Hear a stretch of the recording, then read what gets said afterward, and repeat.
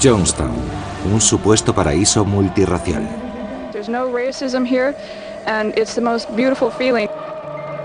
Un ejemplo a seguir en todo el planeta. Creían que podían cambiar el mundo. Hasta que el sueño se desvanece.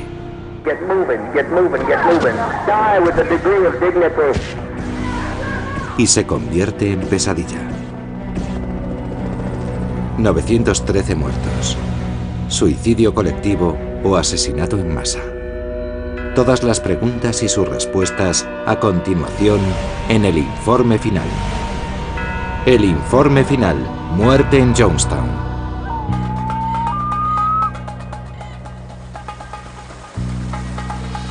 ...17 de noviembre de 1978. Guyana, Sudamérica.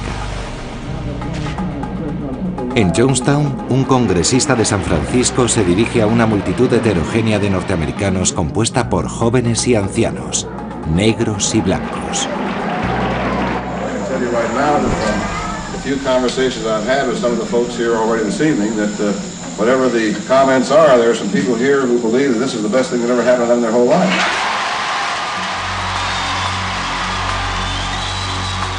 El congresista californiano Leo Ryan está en Jonestown para investigar el Templo del Pueblo, una organización multirracial religiosa de tendencia socialista.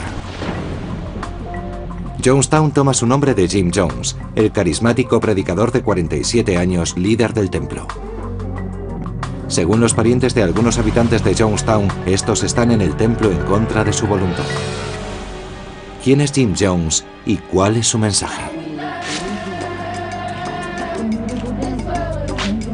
La comitiva de Ryan, que incluye reporteros de prensa y televisión y antiguos miembros del templo, se quedan impresionados por Jonestown. Este pueblo, situado en medio de la jungla, ha sido construido por miembros del templo. La población ronda los 1000 habitantes. Charles Krause es reportero del Washington Post. Cuando fue enviado aquí no sabía nada acerca de Jonestown ni del templo del pueblo. Me quedé muy sorprendido. Más que un pueblo, era un campamento, como un asentamiento del salvaje oeste situado en mitad de la jungla. La gente iba bien vestida, no parecía que pasaran hambre. Eran gente amable. ¿Qué atractivo tiene para la gente el templo del pueblo? El día de la visita del congresista Ryan, Leslie Cathy, de 20 años, lleva casi año y medio en Jonestown. El líder prepara a los miembros para la visita de los periodistas. Nos dijo que teníamos que dar buena imagen y que si nos preguntaban solo debíamos contestar que Jonestown era maravilloso.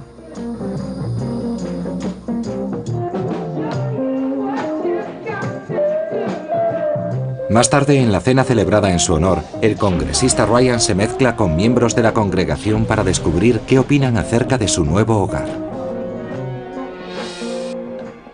¿Por qué escogieron Guyana? Mientras tanto, los reporteros que acompañan a Ryan consiguen su primera entrevista con Jim Jones. Era un ser irracional. Sus respuestas no eran en absoluto coherentes. Tan pronto se ponía a gritar que le estábamos atacando, como después nos suplicaba que entendiéramos lo que estaba haciendo. Fue un espectáculo dantesco de alguien que estaba al borde de la locura. Parecía furioso, como si fuera a perder el control en cualquier momento. Estaba al límite. ¿Es Jim Jones un desequilibrado? Este no es el único indicio de que no todo es lo que parece. Un chico le pasa una nota a un reportero de la NBC en la que pone: por favor, sáquenme de Jonestown. A su vez, varios miembros impiden que los reporteros accedan a ciertas partes del complejo. Mientras visitaba las instalaciones, se me acercaron varias personas para preguntarme qué estaba haciendo. Cuando les dije que simplemente quería ver un poco más de Jonestown, me contestaron que no podía. Entonces, ¿es cierto que viven en la utopía prometida por Jones? 11 de la noche. Jones accede a que Ryan y un ayudante pasen la noche en Jonestown, pero no los periodistas. Tienen que desplazarse 10 kilómetros hasta Porcaituma para pernoctar en casa del dueño de un bar. Una vez allí, varios lugareños les comentan que en Jonestown se tortura a la gente. Empezamos a escuchar historias acerca de armas y de gente que había logrado escapar, que decía que había sido maltratada. 18 de noviembre de 1978. Segundo día de la visita del congresista Ryan. Leslie Cathy y otras 7 personas han decidido escapar de Jonestown con la llegada de los reporteros. Deciden marcharse esa misma mañana. Había mucho revuelo por la llegada de la prensa, así que cuando empezamos a subir por la colina nadie se fijó en nosotros. A raíz de las declaraciones realizadas por los lugareños, los periodistas comienzan a presionar a sus anfitriones para obtener respuestas. Les hicimos muchas preguntas. Queríamos ver cosas que ellos no querían enseñarnos. Todo este secretismo genera preguntas. ¿Quién dirige realmente el templo del pueblo? Por la mañana esta mujer se acerca a Ryan y le dice: quiero irme con usted, quiero escapar de Jonestown. Los reporteros le comentan a Jones que hay gente que quiere marcharse. Cualquiera que se marche será considerado desertor. Los periodistas de la NBC comenzaron a entrevistar a Jones y terminaron encarándose con él. Creo que fue esa entrevista la que desencadenó lo que ocurriría después. People play games, friend. They lie, they lie. What can I do about liars? Are you people going to leave us? I just beg you, please leave us. Bill, we will bother nobody. Anybody wants to get out of here can get out of here. Solo 16 de los 1000 miembros deciden marcharse con el congresista. ¿Cómo ejerce Jones tanto control? 3 de la tarde. Mientras reporteros y desertores suben a los camiones para irse, un asaltante se lanza sobre Ryan con un cuchillo. Otros miembros intervienen y le desarman. Ryan resulta ileso, pero está conmocionado. Ryan se acercó al camión y dijo: todo el mundo arriba, nos vamos. Mientras los camiones se dirigen al aeródromo, algunos de los desertores se muestran visiblemente incómodos. Entonces comentan a Charles Kraus que uno de los desertores, Larry Layton, de 32 años, es en realidad un fiel seguidor de Jones. Estaba aterrorizado. Decía que iba a ocurrir algo malo y que él tenía algo que ver. 5:10 de la tarde. Aeródromo de Port Kaituma. 2 aviones esperan para poner rumbo a la capital, Georgetown. Los desertores suben a uno de los aviones. Ryan y los periodistas se mantienen alerta. De repente aparece un tráiler. Recuerdo escuchar un ruido como...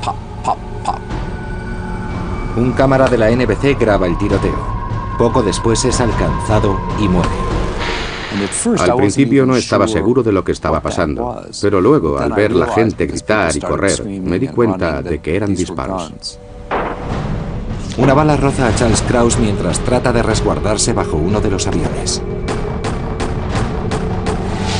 Mientras, en el otro avión, Larry Layton abre fuego y consigue herir a 2 personas antes de ser desarmado. En un momento dado, el tiroteo cesó. Y de repente se oyeron 3 disparos más. No tardamos en descubrir que alguien había disparado al congresista a quemarropa. En total mueren 5 personas: el congresista Leo Ryan, Don Harris, reportero de la NBC, y su cámara Bob Brown, el fotógrafo del San Francisco Examiner, Greg Robinson, y la desertora Patty Parks. Los disparos han inutilizado uno de los aviones, pero el otro consigue despegar con los pilotos y uno de los heridos a bordo. Los 5 muertos y el resto de heridos yacen en la pista. Los que pueden andar se desplazan media milla hasta Port Kaituma en busca de ayuda.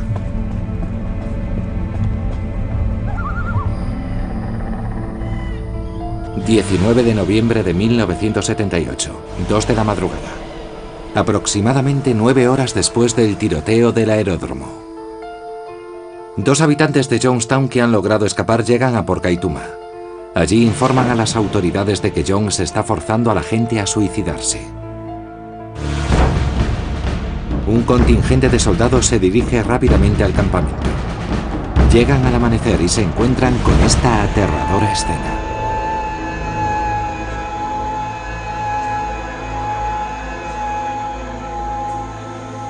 Unas 400 personas han muerto. Pero la causa de la muerte no está clara. ¿Se trata de un suicidio colectivo o de un asesinato en masa? A su llegada a Jonestown, los soldados advierten la ausencia de cientos de sus habitantes. A continuación, descubriremos cuál fue su fatal destino, aquí, en el informe final.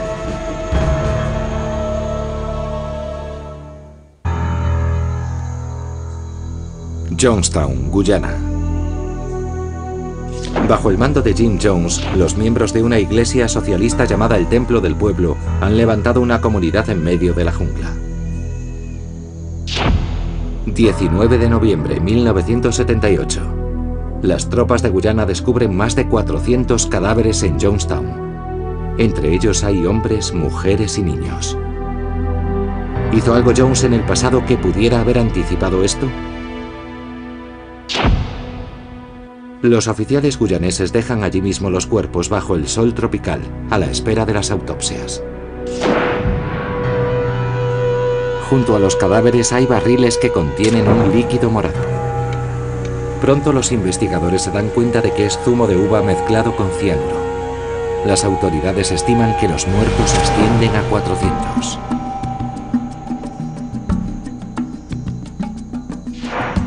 Suponen que el resto de miembros del templo han escapado a través de la jungla que rodea Jonestown.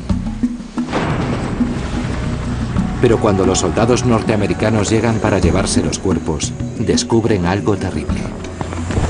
There were mounds of people, and as we pulled off the surface cover, we found more and more people under the mounds. El recuento final de muertos es de 913. Entre ellos está Jim Jones, y también 260 niños.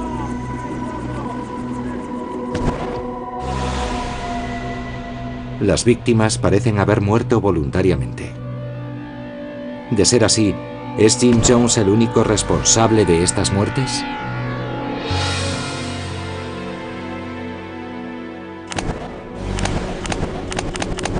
El horror de la escena plantea muchas preguntas. Y al tratar de responderlas, descubrimos la historia de un hombre y de las mujeres que le apoyaron. Empecemos por ¿quién es Jim Jones y cuál es su mensaje? Es un carismático predicador cristiano que reivindica la causa de los desfavorecidos. 1956, Indianápolis, Indiana. Jones, un reverendo metodista de 25 años, funda el primer templo del pueblo con su mujer. Predica la justicia social y la aceptación de todas las razas en su iglesia. En los oficios, Jones ofrece sesiones de curación espiritual y anima a sus seguidores a llamarlo padre o papá. Durante los siguientes 6 años, Jones y su mujer tienen un hijo y adoptan otros 4. Su congregación crece hasta tener unos 1000 seguidores. Entonces abre un comedor y una guardería. Jones lanzaba siempre el mismo mensaje: apoyar a las almas débiles, alimentar a los hambrientos y dar cobijo a los desprotegidos. La doctora Mary McCormick Maga se interesó por el templo del pueblo al enterarse de que su profesor John Moore había perdido a 2 hijas en Jonestown. Jones extrae de la ideología marxista los principios socialistas basados en la igualdad. Durante este tiempo, Jones muestra síntomas de paranoia. Está convencido de que el IRS le está investigando y tiene visiones de ataques nucleares en el centro del país. Para evitar ser aniquilado, decide mudarse a un lugar más seguro. 1965, Redwood Valley, California. Jim Jones se desplaza con su familia y los miembros del templo a este pueblo californiano situado al norte de San Francisco. Más de 100 miembros de la congregación de Jones le siguen desde Indiana. ¿Por qué la gente se siente atraída por el templo y sus enseñanzas? El mensaje de Jones promueve la igualdad racial y la práctica de la fe cristiana.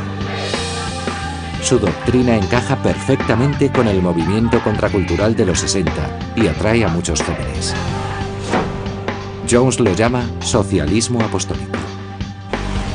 Laura Johnston Cole se entera de la labor social del templo y se une a la congregación en 1970.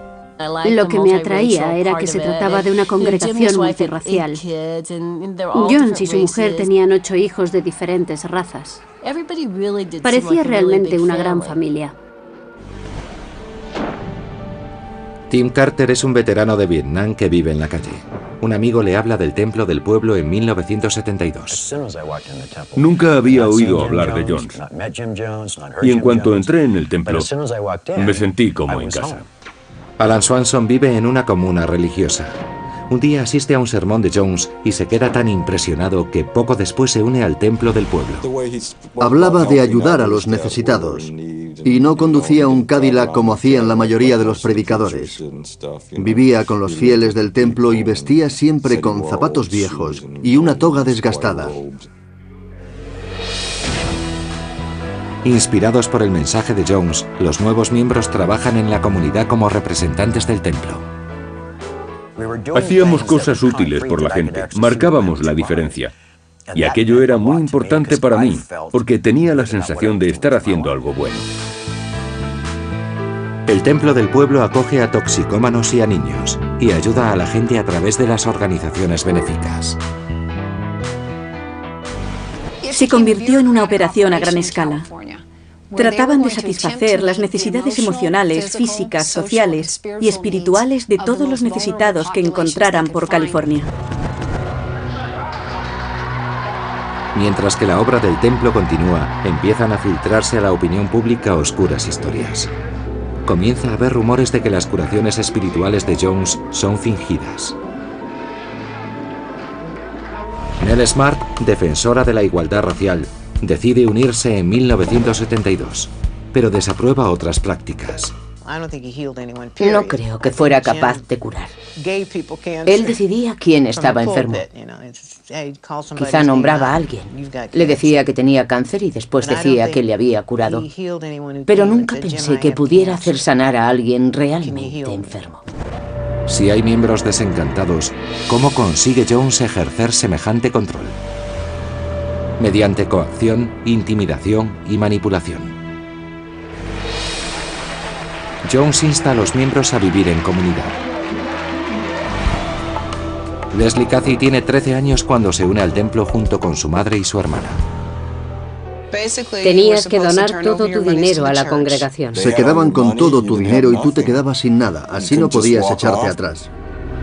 Los miembros que viven en comunidad entregan sus sueldos, sus cotizaciones de la seguridad social y sus subsidios del paro. Las ayudas de la iglesia para los niños también van a parar a las arcas del templo. Jones utiliza la privación de sueño como método de control. Hugh Folsom se une al templo en 1972, interesado en el trabajo que realizan por los pobres. Era como una competición. Competíamos entre nosotros a ver quién dormía menos y no nos dábamos cuenta de que el cansancio acumulado nos impedía pensar por nosotros mismos. Cuando estas historias empiezan a aparecer con frecuencia en la prensa, Jones elabora un plan para escapar del control mediático. En el informe final se lo contamos. 1971, San Francisco.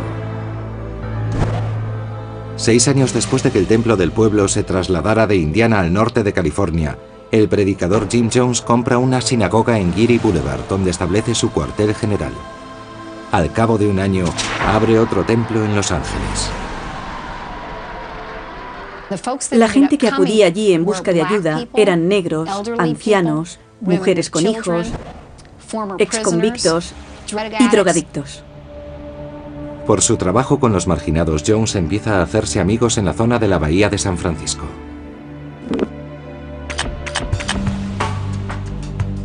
Septiembre 1972. El San Francisco Examiner publica una serie de artículos de investigación sobre el reverendo Jim Jones. En ellos destacan la voluntad de Jones de resucitar a los muertos, sus fingidas curaciones espirituales y los guardias armados que patrullan fuera del templo. Jones, furioso, planea una respuesta. Sus abogados acusan al periódico de libelo y amenazan con demandarlo. El Examiner interrumpe la publicación de los artículos y no vuelve a hacer referencia a ese tema. 1973. La congregación del Templo del Pueblo cuenta con 2.500 miembros acreditados. ¿Quién controla una iglesia tan grande? Una comisión compuesta por un centenar de miembros da forma a la política y objetivos del Templo del Pueblo. Dentro de este grupo existe otro más selecto que asiste a Jones. Los miembros de esta élite son en su mayoría chicas blancas, jóvenes y cultas.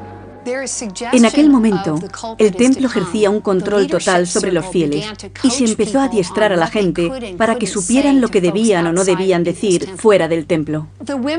Las mujeres del círculo íntimo de Jim Jones eran muy serias, idealistas e inteligentes. Sentían un gran respeto por él, le amaban e incluso en algunos casos mantenían relaciones sexuales con él.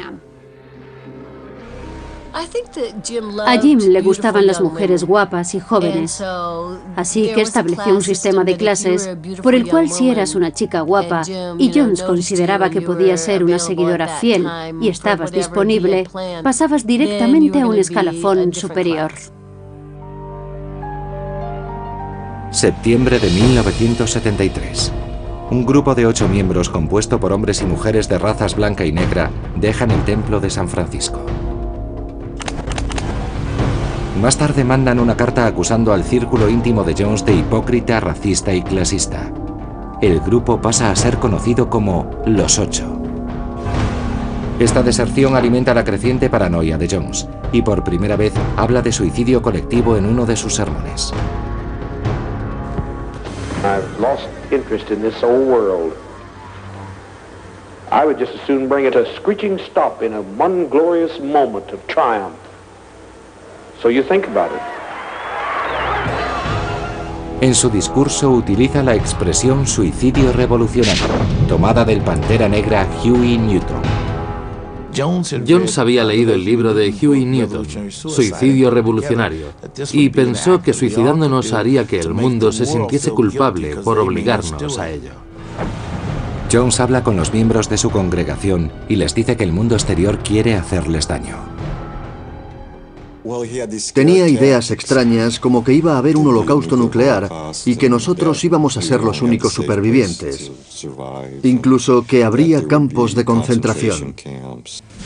Hacíamos prácticas paramilitares en las colinas. Allí veías a niños de 13 y 14 años preparándose para una guerra nuclear. Jones y su círculo íntimo trazan un plan para escapar de los Estados Unidos. Así crean el llamado Proyecto Agrícola del Templo del Pueblo, que deciden establecer en un país extranjero. ¿Por qué escogieron Guyana? Es un país angloparlante situado en la costa atlántica de Sudamérica, con una población negra importante. Además, el gobierno de Guyana es socialista y ofrece todo tipo de facilidades a los inmigrantes. El templo compra 1.500 hectáreas de suelo en la jungla, y allí Jones establece su nuevo proyecto, al que llamará la Tierra Prometida. No dejaba de decir que merecíamos un lugar donde pudiéramos vivir en paz, un lugar donde nuestra gente se sintiera libre. Nos prometió que nunca más volverían a despreciarnos por ser negros. Nos describía aquel lugar como si fuera el paraíso sobre la tierra.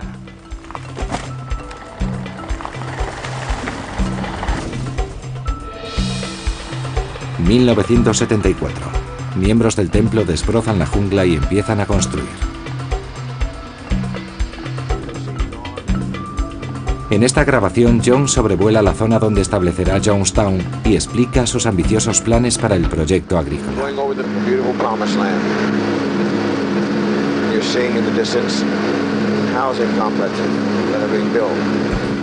Su idea es trasladar allí a toda la congregación en un periodo de 10 años. It's nice over here and everybody likes it over here, and I'd be glad when you guys get to come over here.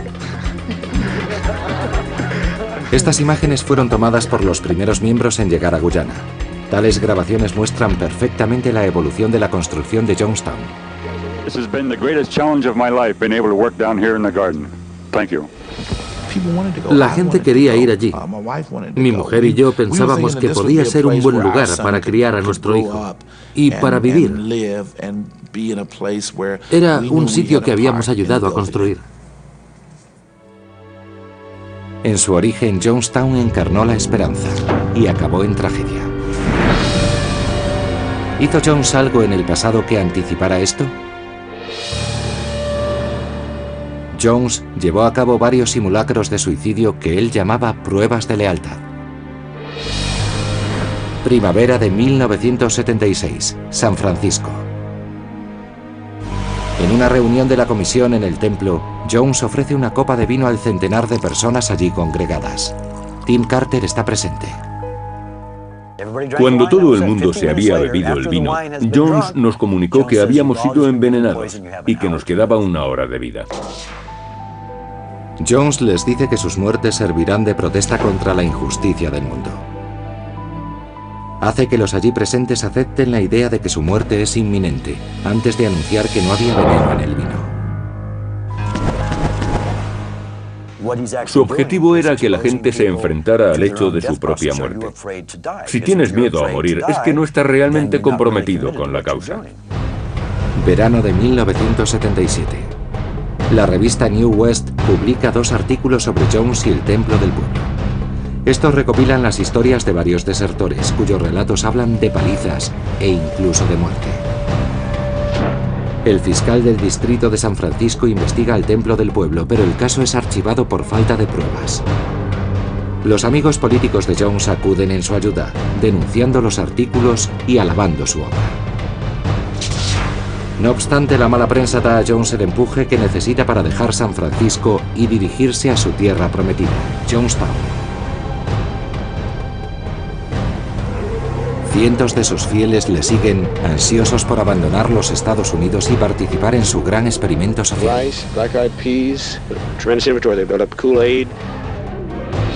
A continuación, en el informe final.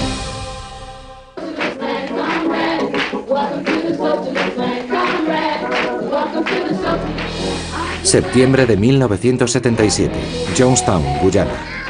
Cerca de 1000 personas han venido aquí a vivir. Al principio aspirábamos a ser independientes. Queríamos ser autosuficientes para poder abastecernos solos y a partir de ahí evolucionar hacia donde pudiéramos. Los fieles se reúnen regularmente para cantar himnos y dar testimonio como parte de su formación socialista.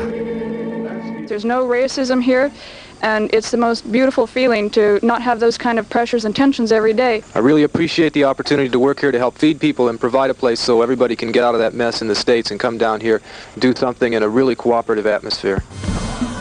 Un orgulloso Jones ofrece una visita guiada para los miembros que siguen en California. This is one of the many generators that we've purchased with our sweat and blood. We have generators all over our property that gives us power for everything we need. The American bananas are nothing like these. Sugar, sealed. I have much more of this than meets the eye. Through all the tremendous inventory they built up, Kool-Aid. ¿Es esta realmente la utopía prometida por Jones? No. El flujo continuo de gente dificulta los trabajos de construcción y reina un ambiente de paranoia. En cuestión de meses, la población de Jonestown ha pasado de menos de 100 a aproximadamente 1000 habitantes. Jonestown fue pensado para albergar a 300 personas.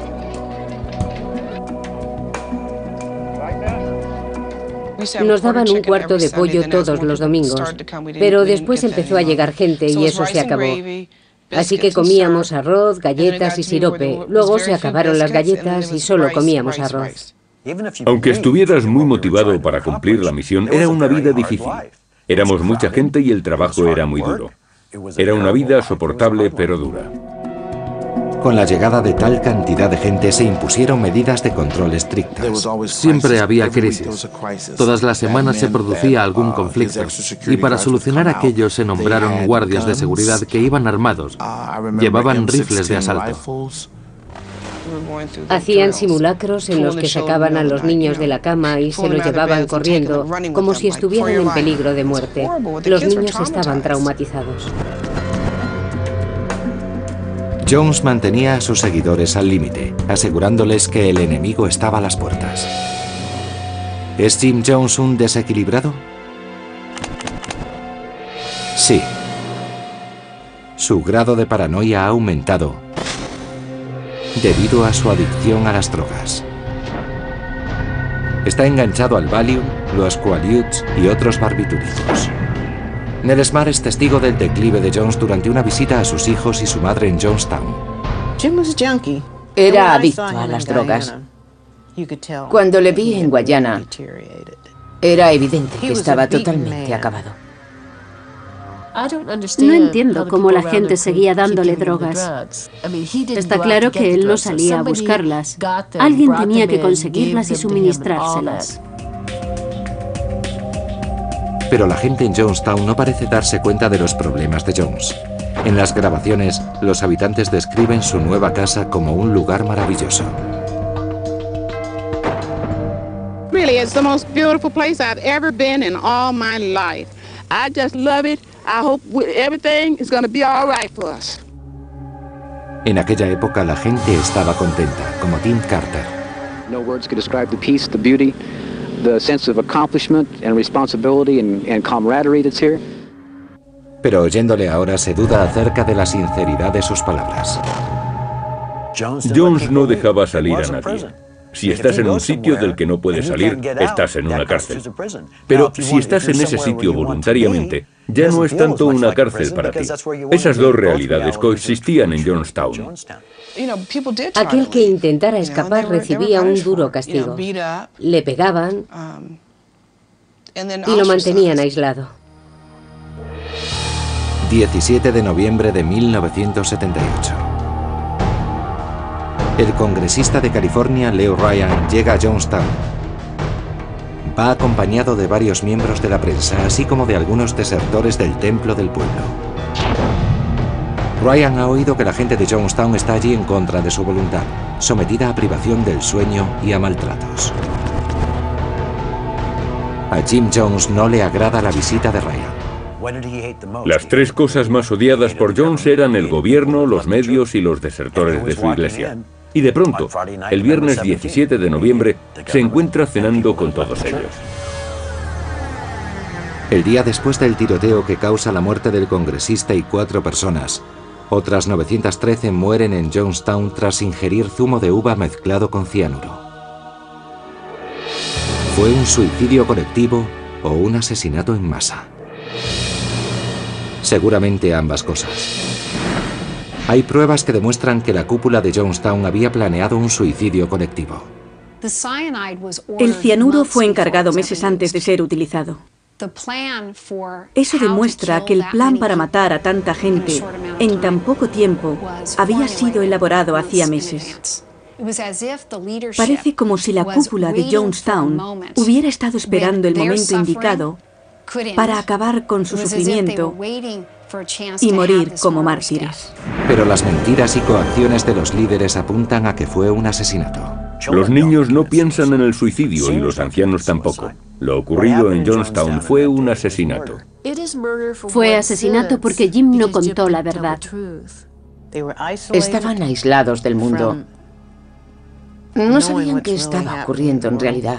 Creo que estaban asustados y por eso se suicidaron. Pero si te suicidas porque te hacen temer la vida, es asesinato.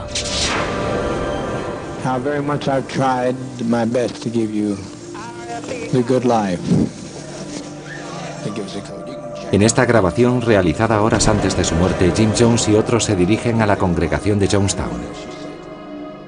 But in spite of all of that I've tried, a handful of our people, with their lives, have made our life impossible.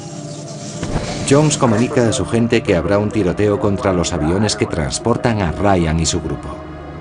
Luego las autoridades asaltarán el pueblo y torturarán a los niños. Take the portion like they used to take in ancient Greece and step over quietly because we are not committing suicide. It's a revolutionary act. If we can't live in peace, then let's die in peace. Sus fieles le aclaman. Siempre rigió en la congregación y en la cúpula del templo la máxima de uno para todos y todos para uno. Please get us some medication. It's simple, there's no convulsions with it, it's just simple, just please get it. Before it's too late, get moving, get moving, get moving. Yeah. Don't be afraid to die.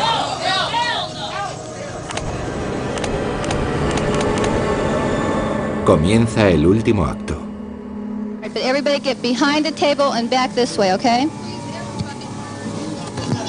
There's nothing to worry about. Everybody keep calm and try and keep your children calm. Los adultos que toman el cianuro lo hacen por su cuenta y riesgo. Pero en lo que respecta a los casi 260 niños a los que obligan a tomárselo, se trata de un asesinato. And the older children can help love the little children and reassure them. Aren't crying from pain. It's just a little bitter tasting, but they're not crying out of any pain.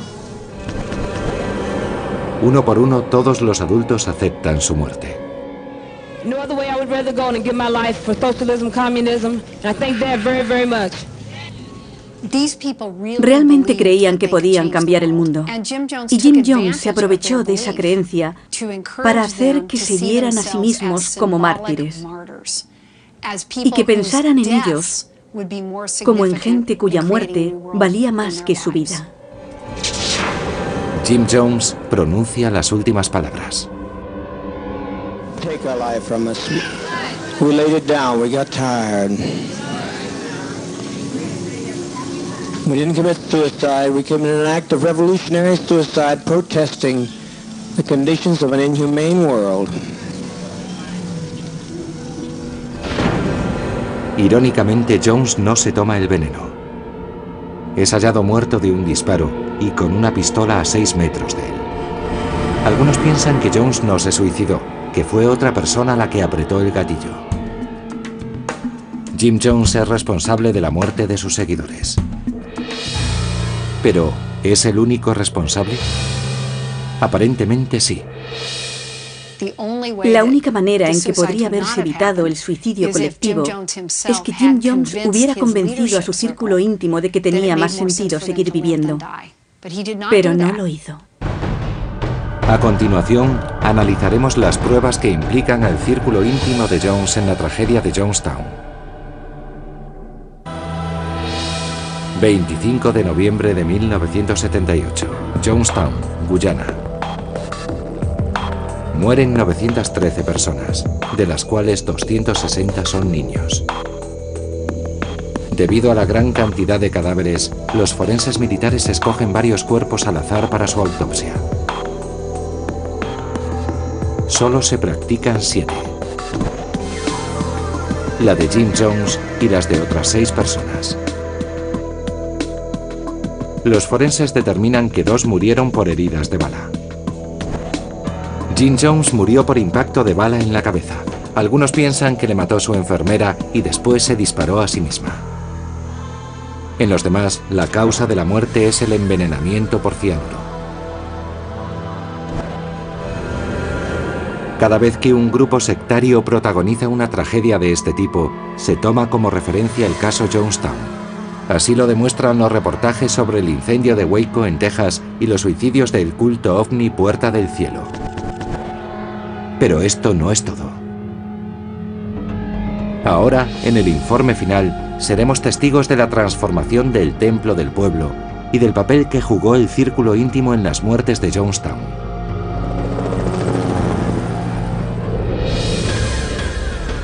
Cuando Jones establece el templo del pueblo en Indiana, empieza siendo una pequeña secta cristiana.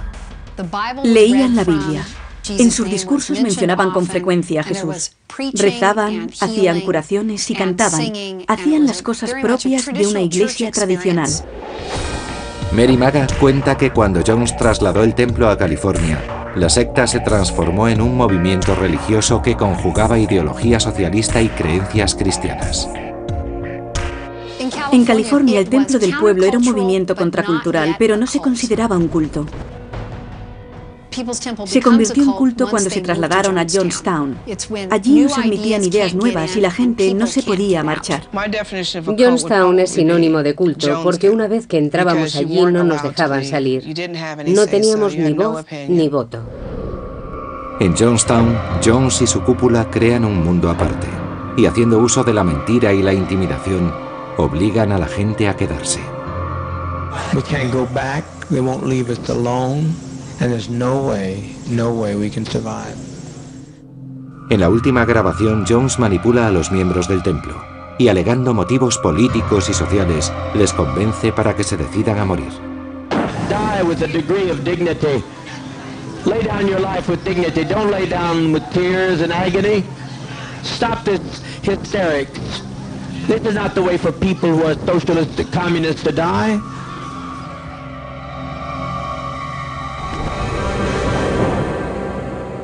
Mayo de 1979.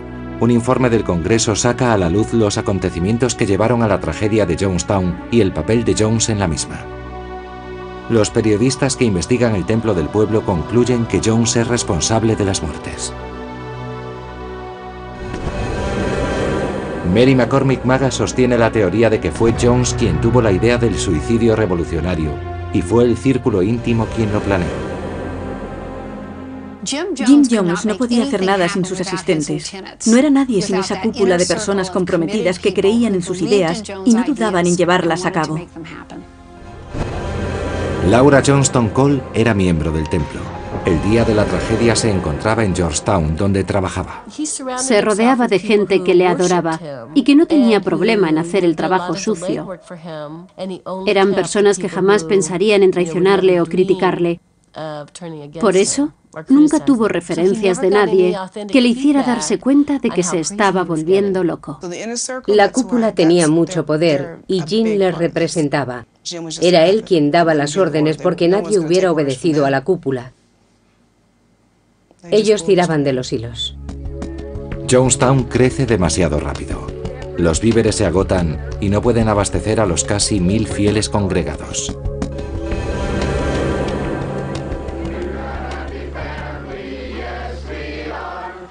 Ya no es la comunidad utópica autosuficiente que Jones y su cúpula habían prometido.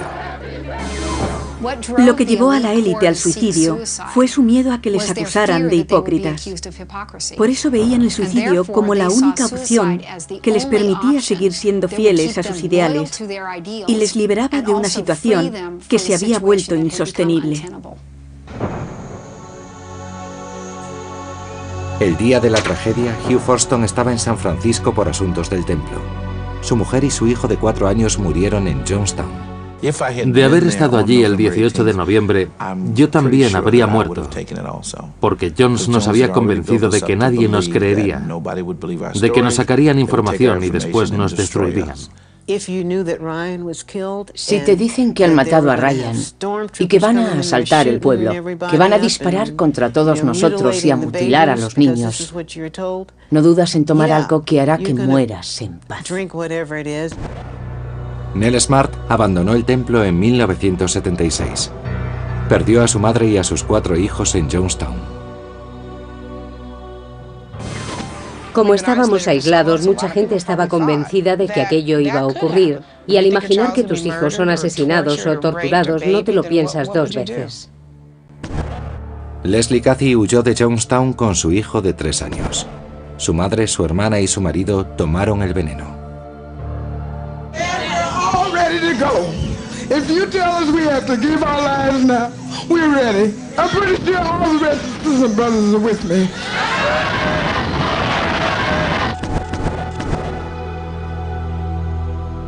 El 18 de noviembre de 1978, los adultos de Jonestown estaban listos para partir y asesinaron a sus hijos antes de suicidarse. El templo del pueblo surgió en los 70, un tiempo en que los norteamericanos, desencantados, buscaban respuestas fuera de las instituciones establecidas. Otros cultos surgieron en aquella época, pero ninguno tan peligroso como el templo del pueblo. Jim Jones representa el lado más oscuro de aquellos líderes carismáticos que abusan de sus seguidores para alcanzar sus propósitos. Los miembros del templo son ejemplo de la sumisión más absoluta a un líder y su mensaje. Dichas personas cedieron el control de sus vidas a alguien que los guió hasta un trágico final, hasta un lugar llamado Jonestown.